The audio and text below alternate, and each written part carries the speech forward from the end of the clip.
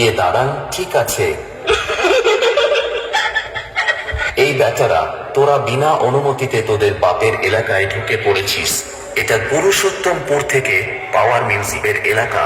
এখান থেকে তাড়াতাড়ি পালা, না হলে পাওয়ার মিউজিক এমন বেশ মারবে তোদের কোমরের নিচে ফাঁক হয়ে যাবে, আর হাওড়ার ব্রিজের মতো শুধু হাওয়া খেলবে। DJ MX Remix.